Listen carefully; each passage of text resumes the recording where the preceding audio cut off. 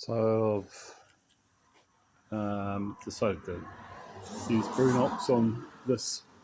You can see that the acid washing just isn't getting in deep enough. So that's an area that I've actually scrubbed with a medium pad with the acid on it, and that sort of like usually does a pretty good job. It's just this type of rust it doesn't want to get in there. To get rid of this would be to leave the acid rags on it overnight, and then tomorrow it would have a lot better finish. Like, but because I've only got one day, I've decided to give up. Effectively, this needs to be sandblasted, and I can't do that, so I'm going to have to organise somewhere to do a bit of sandblasting, maybe in some kind person's garage, maybe. But the point being is that you can, it's fine, but I'm not happy with it.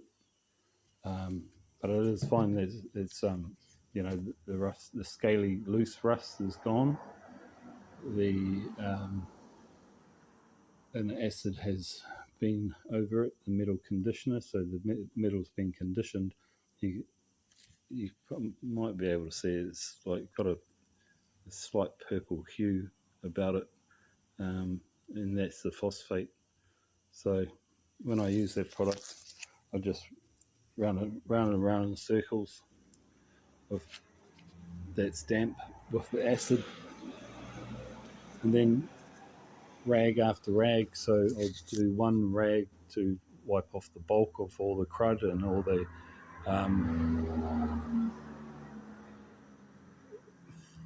mess that's left behind from doing so, and I then just use straight thinners on a rag and do probably 2 or 3 rags of thinners. The cleaner that they get, the cleaner. So I know that that's really clean. And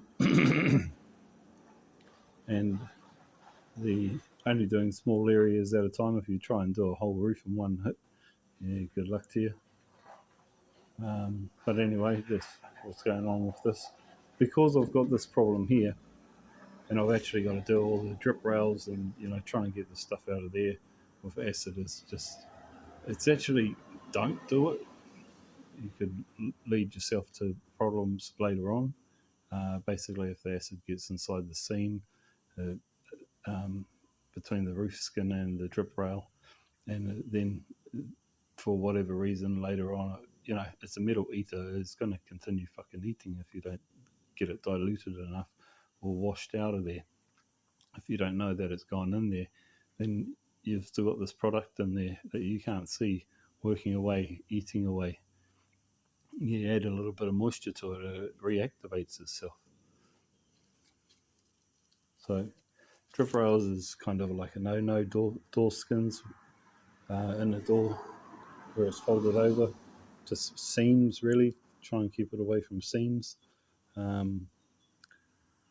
So that's where I'm just going to use this can of Brunox that I've got, get that down, because it's already getting on in the day. I've got a 2-hour drying time between putting that down and putting anything else on it.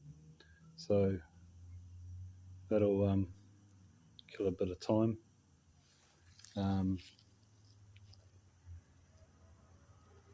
Hopefully you're starting to understand what's actually involved in some of the rust treatment that your vehicle might end up going under. Every situation is different, and every car is different. Like sometimes I'll use this method and I might use it 5 times, so I might leave the damp rag on there overnight and bingo, got it. It just depends on how deep this stuff is. Like there's some things that the sandblasters won't do, like roofs and bonnets.